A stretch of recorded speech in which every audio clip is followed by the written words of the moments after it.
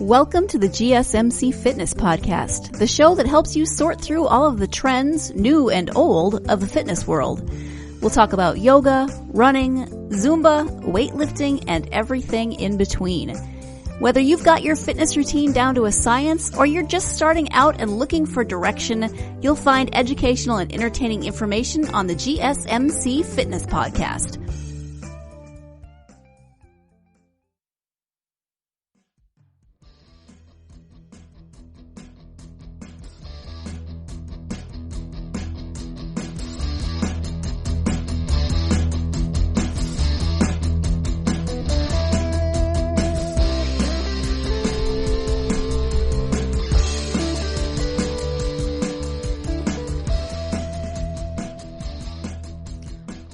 What's up, guys, and welcome to GSMC Fitness Podcast, brought to you by the GSMC Podcast Network.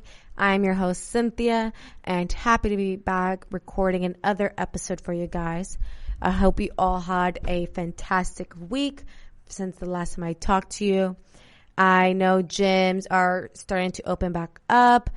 Here in California, we have been given the green light to open gyms as early as Friday, so in 2 days. However, it differs per county. So I actually work at 2 different gyms, and those gyms happen to be in 2 different counties. So one of the gyms, they're opening this Friday, and the other gym in a different county is opening, I think, until the 19th. So I'm not really sure how I feel about it. I'm excited to get back on a routine. I feel like the beginning of quarantine, I was so determined, so motivated to stay on some type of schedule, routine. And then like the last 4 weeks, I've kind of thrown that out the window. I have been waking up super late, 10:30. That's late for me. I have been going to bed late, like 2 a.m. for no reason, just mindlessly scrolling through my apps on my phone. And I mean, it's like a bittersweet moment, you know, it's like I'm excited to get back to work, but I'm also not excited to work, and I'm also not excited to wake up at 4 or 5 in the morning to go to work. But I know that we all need a little bit of structure. We all need a little bit of routine in our lives.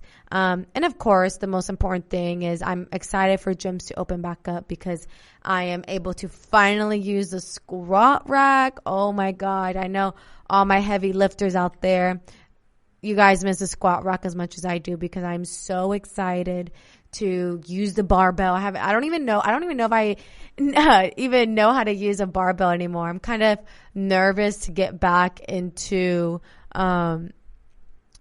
training with heavy weights again. And I mean, all I've been using this entire quarantine is, 20-pound dumbbells. Those were the heaviest dumbbells I had, 20-pound dumbbells.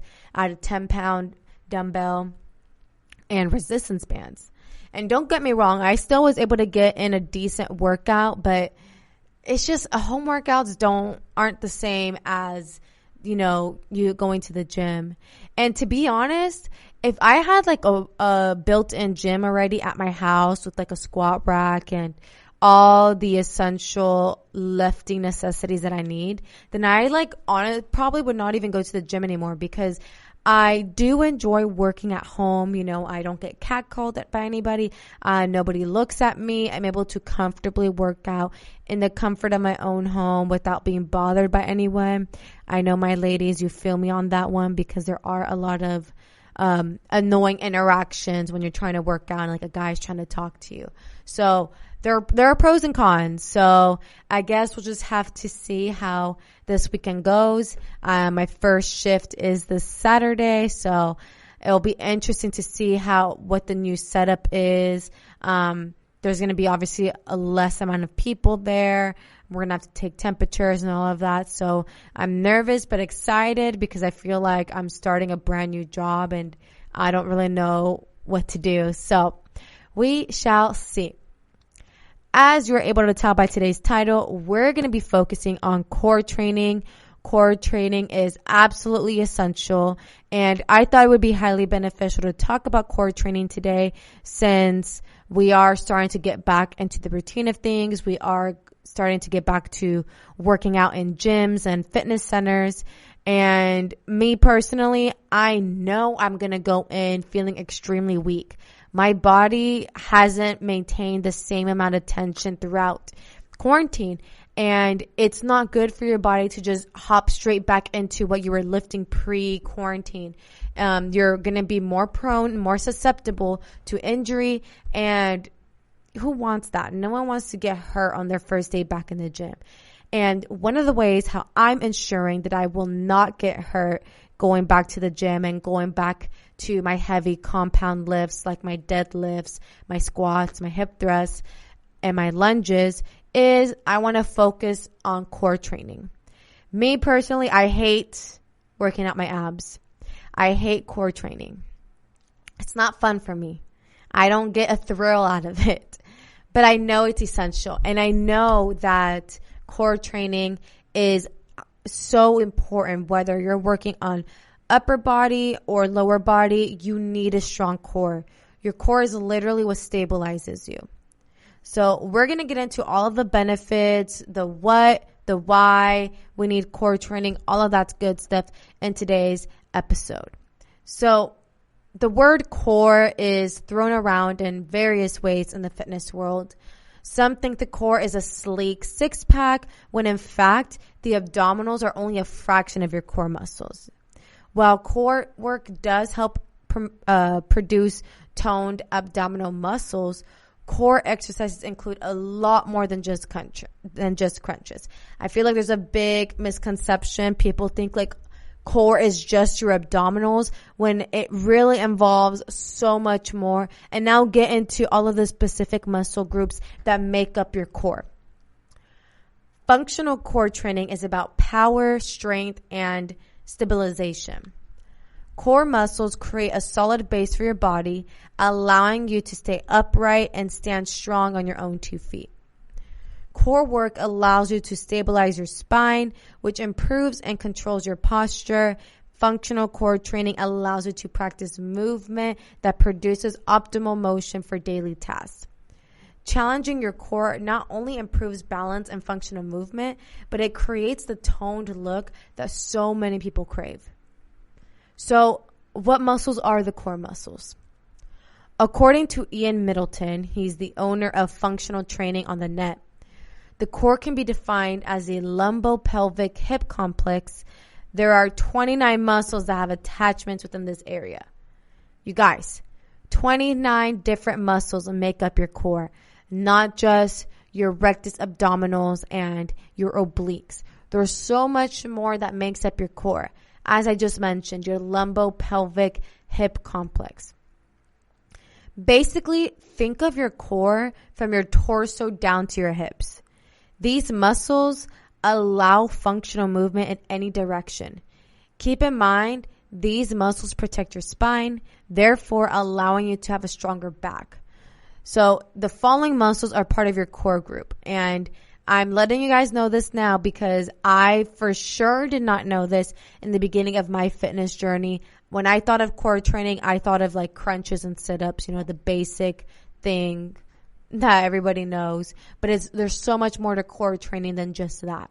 So your core consists of your hip abductors, your gluteus medius, gluteus minimus, erector spinae, rectus abdominis, gluteus maximus, hamstrings, piriformis, your hip flexors, transverse abdominals, internal oblique, external oblique, and multifidus. So again, those are all the muscles that consist from your torso to your hip. That is your cores. Your butt, your back, your adductors. All of that is core training. And you work more muscles with functional core training than crunches. And you work in a larger range of motion, utilizing more muscles. So, in fact, if you're trying to create that sleek look, stop crunching and try functional core exercises instead. And I wish I would have known this prior to me doing a whole bunch of sit-ups and crunches. I literally remember when I was little, my sister and I would have like a mini competition right before bed. Before bed, she would do like 100 sit-ups. Well, she would say 100 sit-ups, right? I didn't really count, but she said it was 100 sit-ups. So I would try to beat that number, and I would do like 50. The point is, we would always have like a sit-up crunch competition right before bed. Little did I know that really did not help me. That didn't get me a six-pack. That didn't give me that sleek, shredded look. So functional training on compound movements is where it's at, and we'll get more into core training right after this commercial break.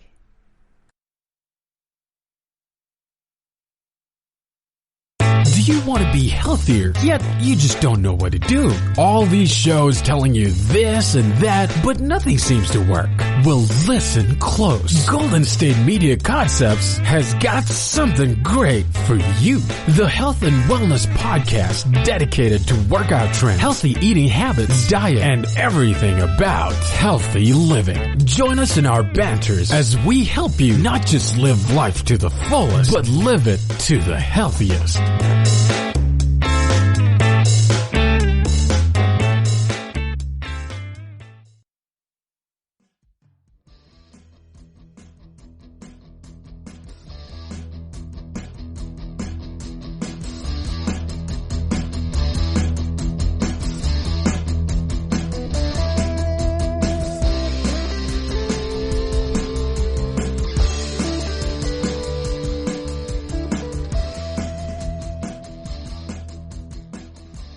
What's up, guys, and welcome back to GSMC Fitness Podcast.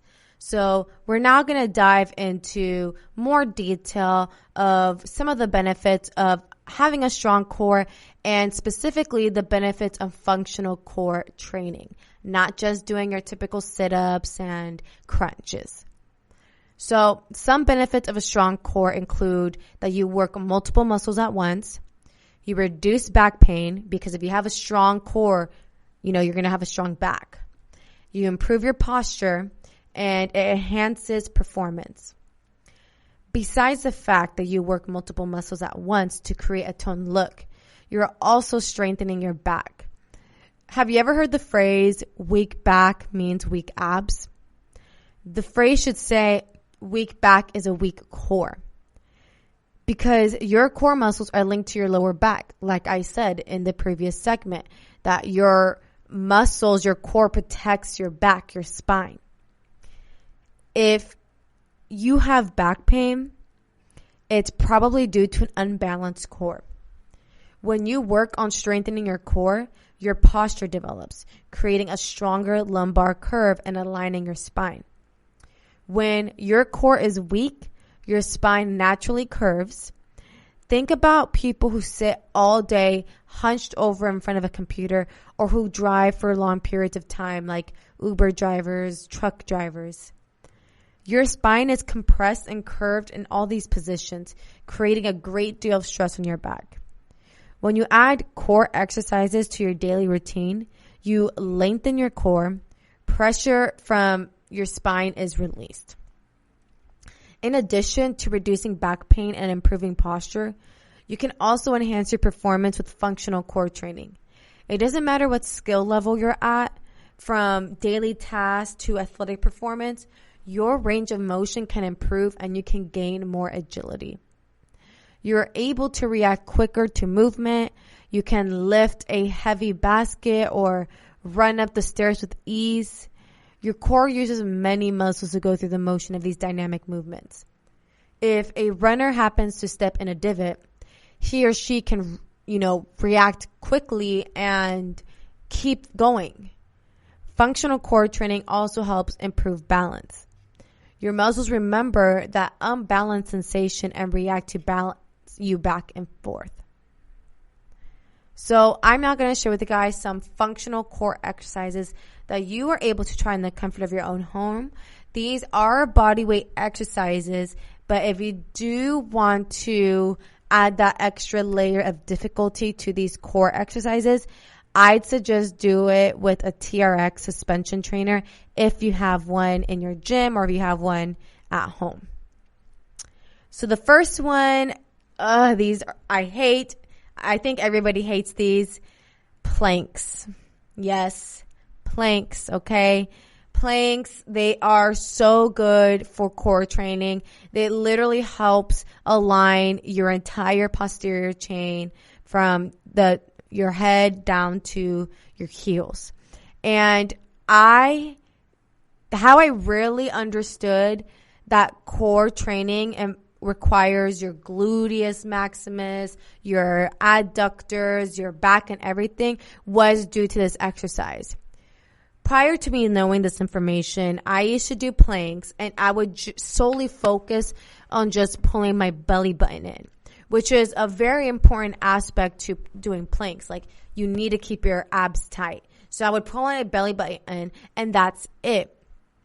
I wasn't being mindful of contracting my glutes and squeezing my hamstrings, squeezing my thighs. That's also part of core training. And every time I do planks, ever since I started to squeeze my glutes and started to squeeze my thighs and my abs all together at the same time, then I started to see tremendous change in my form when I was doing my planks.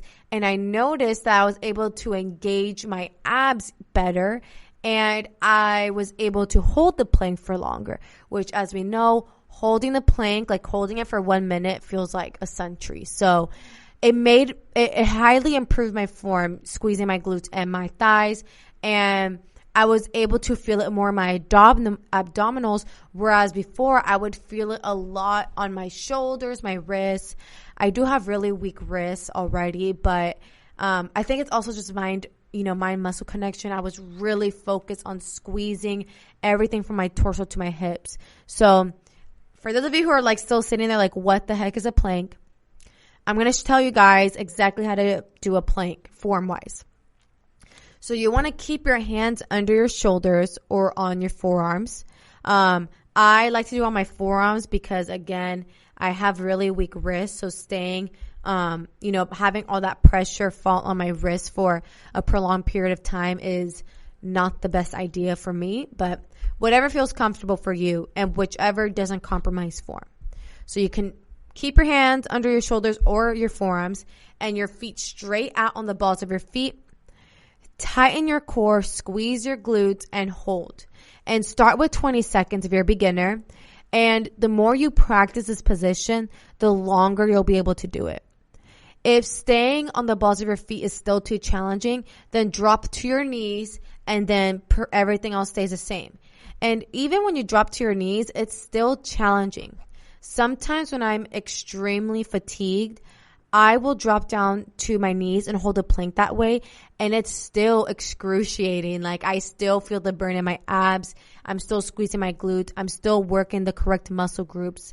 So either way, you guys, do whatever modification is best for you and whichever one will not compromise form.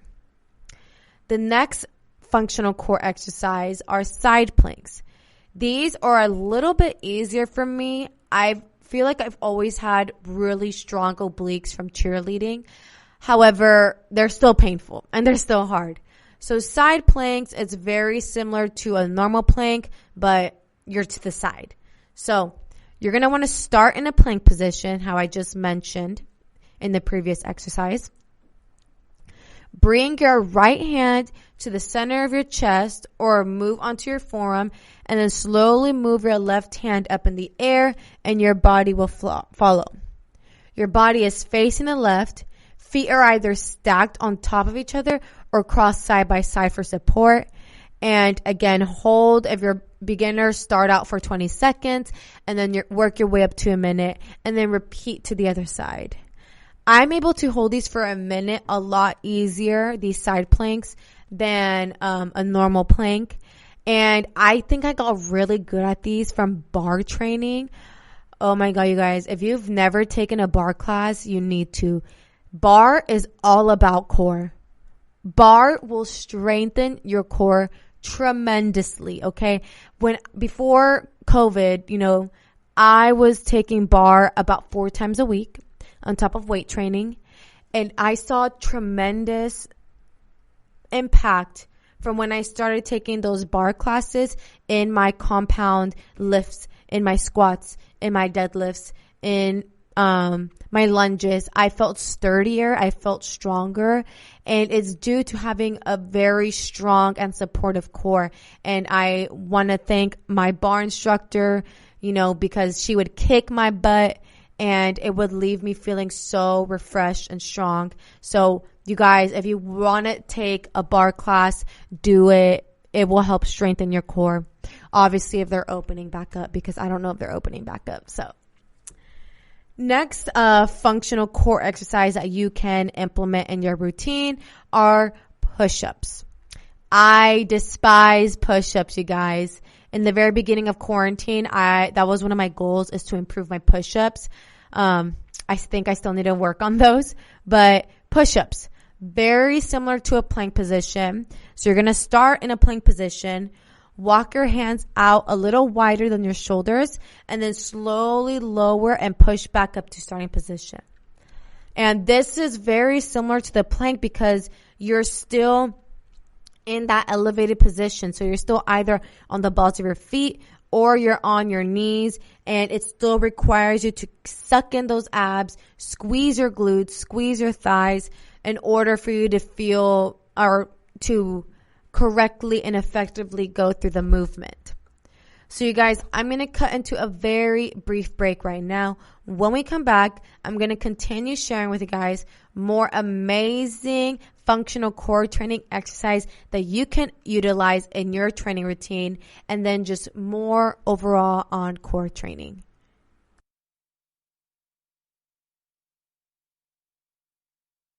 Tired of searching the vast jungle of podcasts? Now listen close and hear this out.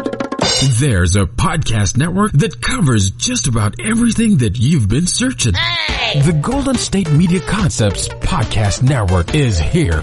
Nothing less than a podcast bliss with endless hours of podcast coverage. From news, sports, music, fashion, cooking, entertainment, fantasy, football, and so much more. So stop lurking around and go straight out to the Golden State Media Concepts Podcast Network. Guaranteed to fill that podcast itch. Whatever it may be. Visit us at www.gsmcpodcast.com. Follow us on Facebook and Twitter, and download us on iTunes, SoundCloud, and Google Play.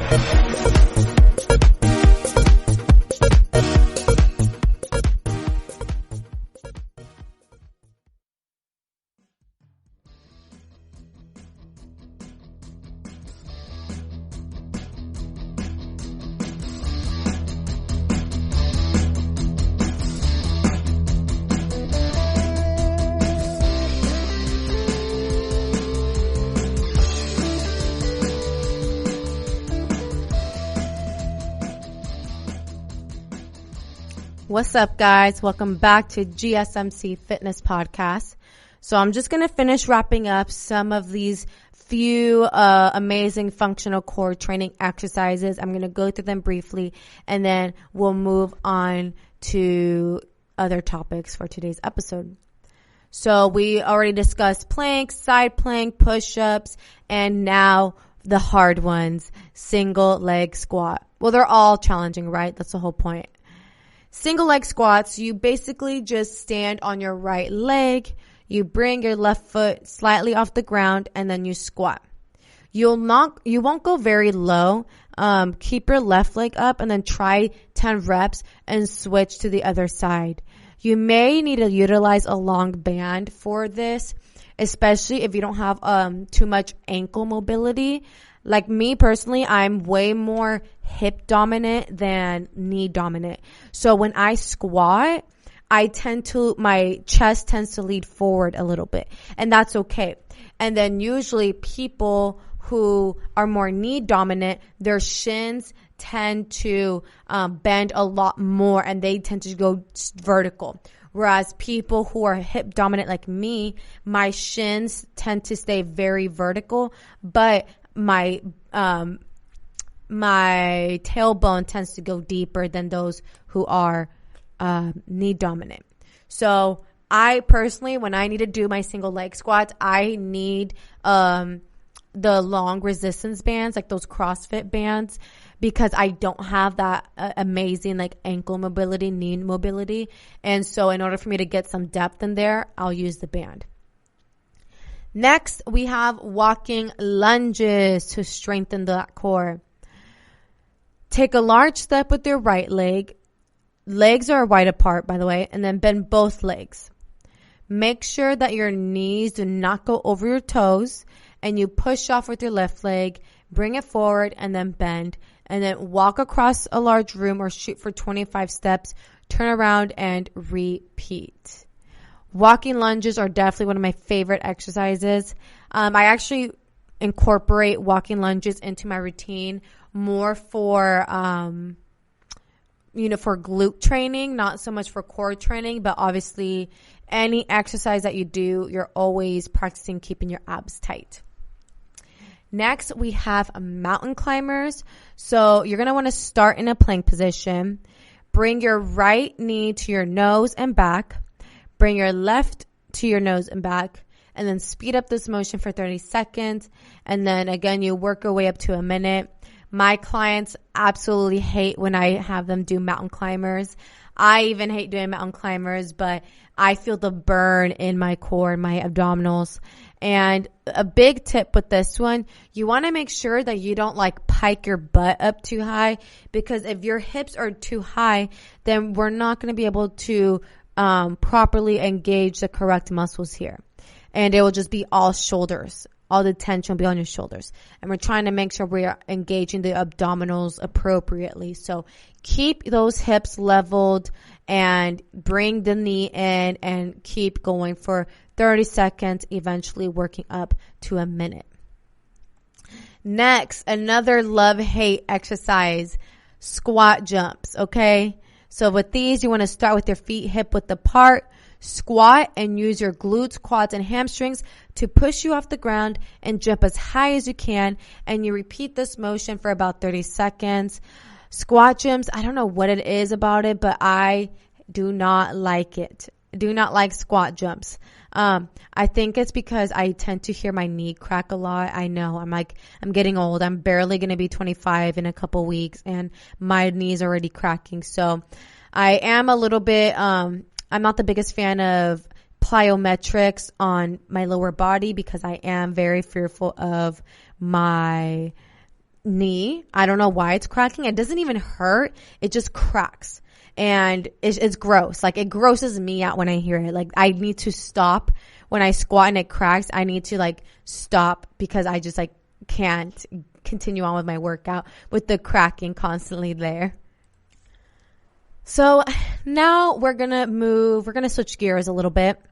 I want to talk about how to assess a client's core stability. Just because somebody has rock hard abs, a sleek ab look, doesn't mean that they have a strong core. And just because their abs aren't super visible doesn't mean that they don't have a strong core. I've seen people who are physically larger than me. I'm 5'2", 120 pounds. I'm not that big. I've seen people who are larger than me who are able to hold a plank for much longer than I am, who have amazing core strength, but they don't have the sleek, rock hard abs. And then I've also seen people who have rock hard abs and they don't have the greatest core stability. So looks are pretty deceiving. Just because somebody looks good or looks a certain way doesn't mean they're not strong, they're not strong or they are strong. So I want to really drill in about how to assess a client's core stability, because I know I may have some personal trainers, I may have some fitness instructors tuning in right now. So I want to discuss this. Understanding the movements of the spine is imperative to better understand the core.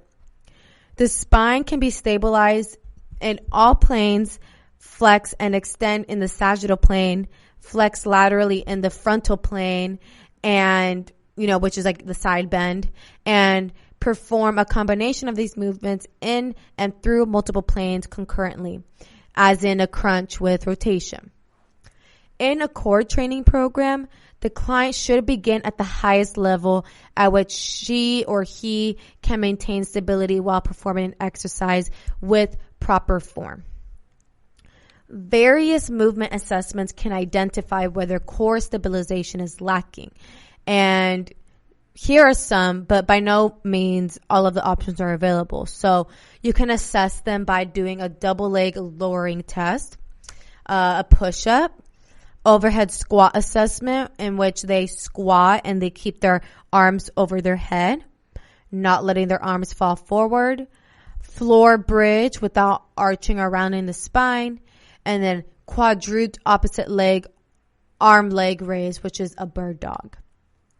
Status and progress are evaluated through reassessments when the trainer gauges whether the client is ready to progress to more dynamic core exercises. So that's how you can properly, some of the options, ways in which trainers can properly assess their clients' core stability. It's really important to assess your clients. That way you're able to tailor a program effectively and safely for the client. And there are 2 core stability essentials that everybody needs to understand, which are bracing and drawing in. I got these drilled into me during my bar training. I actually was training to be a bar instructor, and then COVID came and ruined everything. But anyway, bracing and drawing in. Everyone needs to understand what this means. And there are 2 main types of core stability, which are intervertebral stability and lumbopelvic stability. So intervertebral stability is the ability to minimize movement between vertebrae. This can be done through activation, facilitation of smaller muscles like the transverse abdominis, diaphragm, pelvic floor muscles, and small paraspinal muscles such as the multifidus. Exercises include Kegels and drawing in, which is when you pull the navel toward the spine. You may hear a lot of instructors and trainers say that, like, pull your belly button in. That's your intervertebral stability. Bracing. Or drawing. Now, your lumbopelvic stability is just as important as your intervertebral stability. Your lumbopelvic stability is the ability to minimize movement between the rib cage and pelvis. This can be done through abdominal bracing, which is isometric tightening of the core muscles. And again, what are the core muscles, ladies and gentlemen? It's not just your abdominals. It includes your abdominals, your glutes, everything, your lumbopelvic complex. So be sure to begin core training by cueing, client, or if you're just listening to me, be sure to begin core training by performing the drawing in maneuver and abdominal bracing. Both are essential for performing core exercises properly and safely. Again, these were drilled into me when I was doing my bar training. Even when you go to a bar class, you tend to hear the bar instructor say, pull your belly button in, squeeze your glutes at the same time. And that just helps to make sure that everything, your entire posterior chain stays linear. So again, intervertebral stability, you're basically just pulling the navel toward the spine. This is what we would call bracing. And then lumbopelvic stability is drawing. So I got those confused. Sorry. Intervertebral stability is you're drawing your navel, your belly button toward the spine. Bracing is when you're drawing your belly button into your spine and squeezing your glutes as well. It's an isometric tightening of your entire core. So you guys, I'm going to cut into a very brief break right now. When we come back, more on core strength exercises.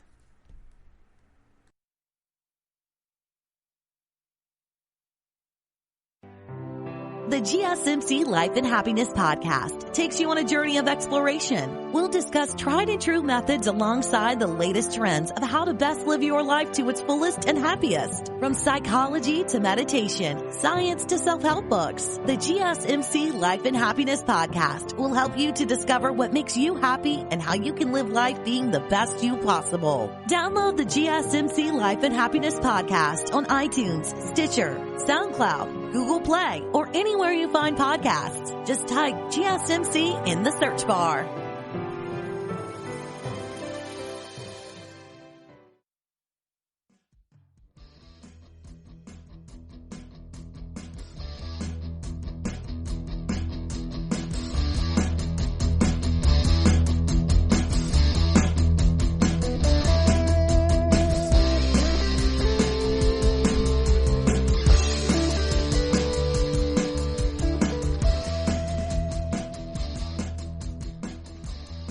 What's up, guys? Welcome back to GSMC Fitness Podcast.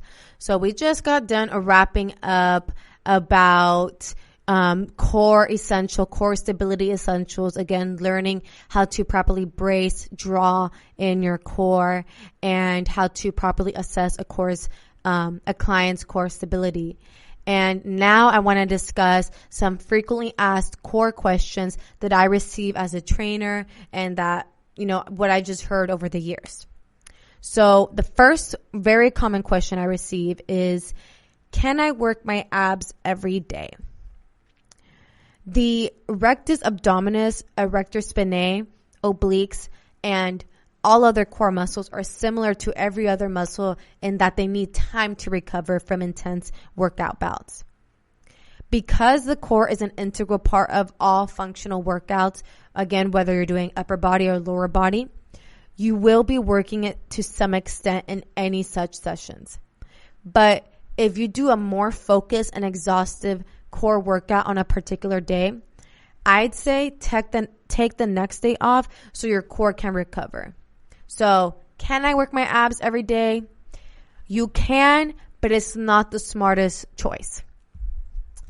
Next, are there really upper and lower abs? Only when it comes to location, not function. For instance, is there an upper part and a lower part of the escalator? Sure, but the escalator, like the rectus abdominis, works as one unit. So everything is one unit, okay?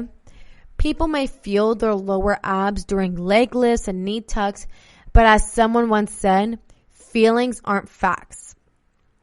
That sensation is caused by the psoas muscles that anchor to your T12L5, which happen to be under the lower portion of the rectus abdominis. So, are there really upper and lower abs? Technically, yes, but it's all one unit. So it's not sectioned off, not like your hamstrings and quads, like those two muscles are separate. Whereas upper and lower abs, it's not a separate muscle. Both upper and lower abs are part of your entire rectus abdominis. Next, will core training give me a six-pack? Reasons for working on core muscles should not include the statement, so I can see my abs. Core muscles do hypertrophy, but not well. And there is little to no chance that clients will see their abs without losing fat in the midsection. So, core exercise will improve function and performance, but it is weight loss that helps the abdominals become more visible. And with weight loss and you're trying to get a six-pack and you're trying to have more defined abs, literally the only way to do this, you guys, calorie deficit. You need to be in a calorie deficit diet. You consume less calories and you're expending more. That is truly the only and most sustainable and healthiest and safest way to gain a six-pack if that is your desire. People think there's like some magic pill potion out there to get you a six-pack. There's some fast diet you can do, but it's really not, you guys. It's through hard work, consistency, dedication, and discipline, and a calorie deficit if you're trying to lose fat. That's how you're going to find and see your abs and gain a six-pack. So, those, I'd say, are the main questions that I receive in terms of core training. If I missed any or if you have a specific question, please let me know in the comments. What are your core questions, I would love to answer it because I do get so many, but those were like the main ones that I was able to think of on the top of my head. So I now want to discuss some core strength exercises. In the previous segments, we talked about some core stability, functional exercises, and I now want to focus on strength because there's levels to this. Just like how there's levels to growing your glutes, growing your chest, there's levels to, gaining a better and stronger core.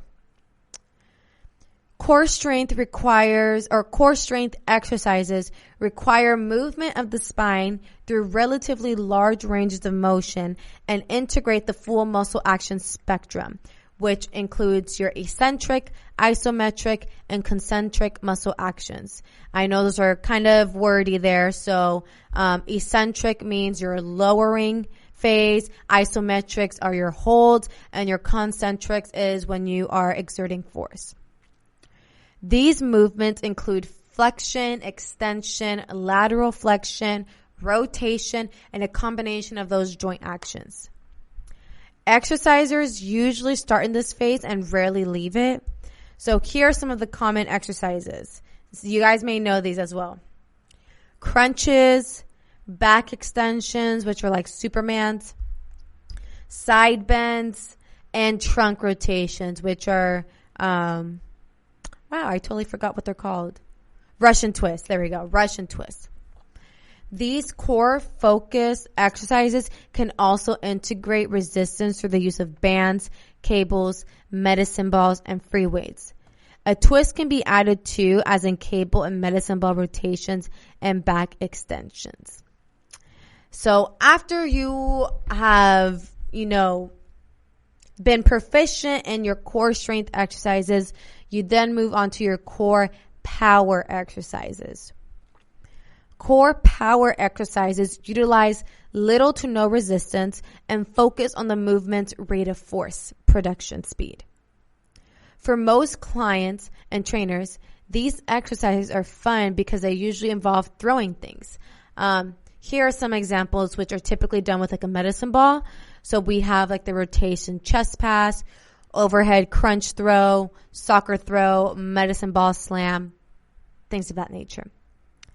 Be sure to use the right type of ball, as in a wall ball version of a medicine ball, and to throw against a surface that can take a beating, okay? So like no drywall. I wouldn't suggest throwing this in between two vases, Even though power training focuses on the explosive concentric phase, we cannot achieve this without eccentrically lengthening or stretching the muscles. The idea is to spend as little time as possible transitioning from the stretching phase back into an explosive concentric movement. So you basically want to keep speeding through the movement. With all parts of the muscle action spectrum supported by good core stability and balance, we can develop a high-functioning integrated performance paradigm and stretch shortening cycle. So you guys, that's basically going to wrap up today's episode here at the GSMC Fitness Podcast. I really hope you liked what we had to discuss on today's episode. We talked a lot about the core essentials, which are drawing and bracing. Those are the two main things you need to really understand. We talked about core stabilization, core functioning exercises, core strength exercises, core power exercises, and some frequently asked questions I receive regarding core training. So again, if you guys have any other questions, let me know in the comments. I'll be more than happy to answer them. Or you can tweet me at GSMC_fitness. We are very active on that account. So if that's the easiest way for you to reach us, then do so. And I want to thank you guys all for tuning in to today's podcast. And if you liked what I had discussed, please don't forget to like, share, subscribe, comment, because that tremendously helps the show. And I'll catch you guys here next week. Thank you all and have a very happy, healthy, and successful week ahead. You've been listening to the GSMC Fitness Podcast, part of the GSMC Podcast Network. You can find this show and others like it at www.gsmcpodcast.com. Download our podcasts on Stitcher, Apple Podcasts, SoundCloud, Google Play, and any app where you listen to podcasts. Just type in GSMC to find all of the shows from the GSMC Podcast Network. From movies to music, from sports to entertainment, from business news to weird news, we cover it all. You can also follow us on Twitter and Facebook and listen to these podcasts on YouTube. Thank you, and we hope you have enjoyed today's podcast.